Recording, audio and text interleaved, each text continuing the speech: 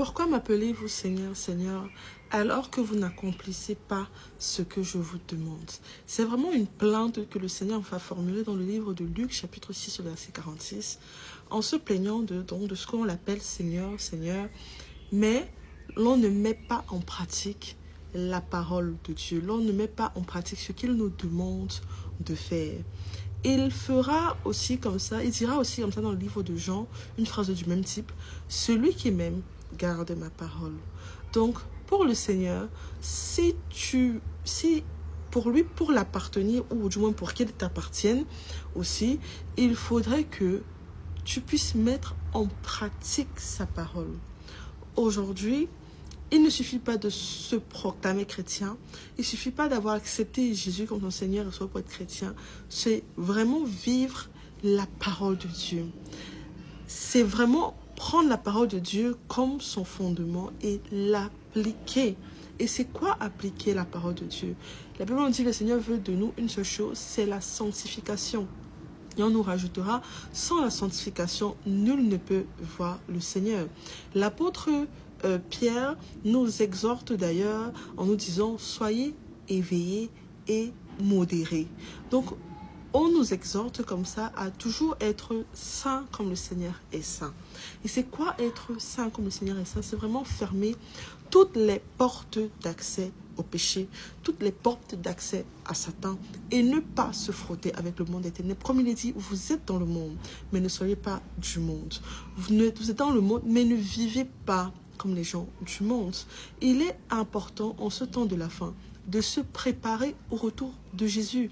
Plus on se sanctifie, plus on accumule la dose d'onction nécessaire qui fera en sorte que notre lampe soit allumée et nous pourrons être enlevés. L'enlèvement, c'est quoi? L'enlèvement, c'est le retour de Jésus qui viendra sur les nuées et il souffle. Les anges souffleront et nous allons monter dans le ciel. Si donc nous sommes des vierges folles, c'est-à-dire des vierges dont la lampe est éteinte parce qu'on n'a pas gardé nos esprits en éveil, on n'a pas gardé nos lampes allumées. Et comment on garde notre lampe allumée? En gardant la parole de Dieu, en obéissant à la parole de Dieu, en fermant les portes du péché, en ne vivant pas comme nous désirons de vivre, mais vivant comme Jésus-Christ nous demande de vivre et suivre les instructions du Seigneur Jésus à chaque étape de notre vie. Donc ça, c'est vraiment très, très capital si nous voulons être enlevés. Évitons de contracter des faux mariages. Évitons de contracter, d'aller dans dans des lieux de service, avoir un travail que le Seigneur ne veut pas que nous fassions. Évitons d'avoir un mariage avec quelqu'un, on sait pertinemment que le Seigneur nous a donné des alarmes vis-à-vis de ces personnes. Fermons les portes du péché, ok? Toutes les portes du péché, les musiques mondaine, tout ce qui est du monde en fait, tout ce qui va vraiment venir étouffer l'esprit de Dieu en toi, il faut éviter, il faut arrêter tout simplement. Parce que sans la dose d'onction nécessaire, nous n'irons pas au ciel. Dans la suite du passage, le Seigneur nous dira à qui ressemble celui qui a bâti, écoute mes paroles et les applique. Il ressemble à quelqu'un qui a creusé, il est allé profond et il s'est assis sur le roc. Donc, il ne suffit pas d'être chrétien, il faut creuser. Creuser, c'est quoi? C'est aller en profondeur dans qu'est-ce que c'est que la parole de Dieu. Qu'est-ce que le Seigneur veut de moi? Profond, c'est aller encore plus en profondeur. Seigneur, jusqu'où je dois me sanctifier, jusqu'où je dois renoncer au péché, jusqu'à quelle porte je dois fermer, jusqu'à quel caractère je dois abandonner, jusqu'à quelle façon de vivre je dois avoir. C'est ça, aller profond. Et plus on va profond, on est assis sur le roc, de sorte que le jour où le fleuve va venir, les perturbations, le monde, le diable va venir nous tenter, etc., nous ne serons pas ébranlés parce que nous sommes assis sur Jésus-Christ. Mais par contre, lorsqu'on est des chrétiens superficiels, il suffit d'un rien pour que notre foi soit ébranlée. Donc aujourd'hui, j'aimerais vraiment t'inviter à être un chrétien profond, un chrétien qui va loin, qui n'est pas superficiel dans sa sanctification, qui s'interroge sur tout ce qu'il fait et sur tous les actes qu'il fait, qui est toujours en rétrospection, de se dire, est-ce que ce que je fais est en accord avec la parole de Dieu? Est-ce que les films que je vois, les conversations que j'ai, les gens avec qui je traîne, est-ce que ça n'ouvre pas les portes comme ça du péché? Est-ce que ça n'étouffe pas la présence du Saint-Esprit en moi? Est-ce que ça ne me demande pas beaucoup? Après avoir fait toutes ces choses, je me rends compte que c'est toujours difficile d'entrer dans la présence de Dieu. Est-ce que ce n'est pas un signal pour moi de renoncer à ces choses? Donc il faut aller en profondeur. Et c'est ceux-là qui seront dans la profondeur, qui seront assis sur le roc, qui seront enlevés.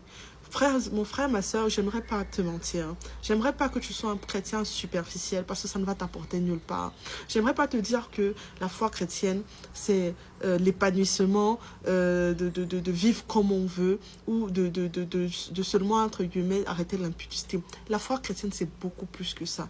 La foi chrétienne demande une discipline. La foi chrétienne demande d'être en intimité avec Dieu et toujours se demander: qu'est-ce que Dieu attend de moi? Et c'est seulement lorsque on aura atteint cette profondeur de la sanctification que la Bible dit: le juste n'est privé d'aucun bien. Donc ne t'inquiète pas de ce que tu mangeras, de ce que tu boiras. Cherche premièrement le royaume des cieux. La Bible nous dit dans le livre de Proverbes: cherche la sagesse, creuse, va chercher, va plus loin dans ta foi.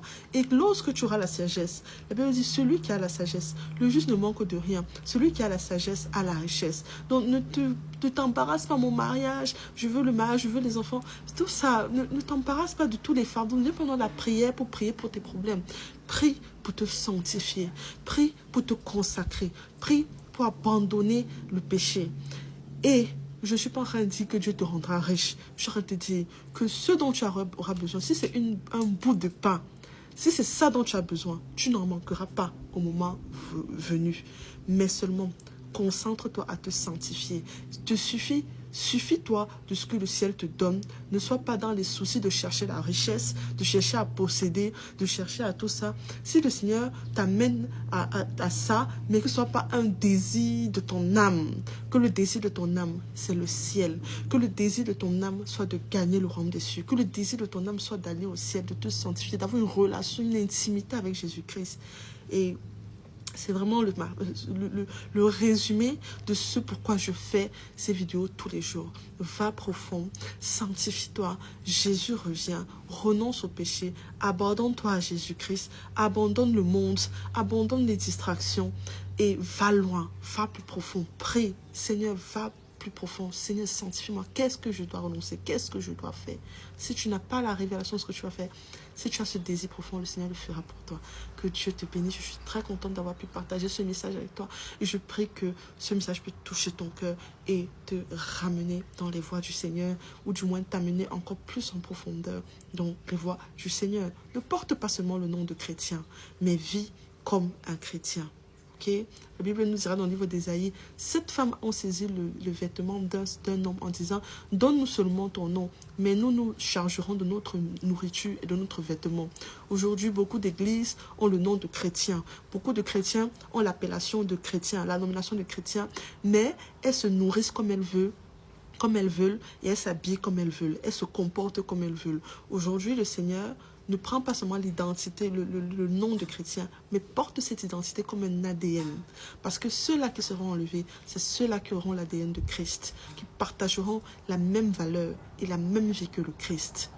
Ok? Le Seigneur ne prendra pas les gens du dehors pour les faire entrer. Que Dieu te bénisse. À une prochaine vidéo. Ciao, ciao, ciao.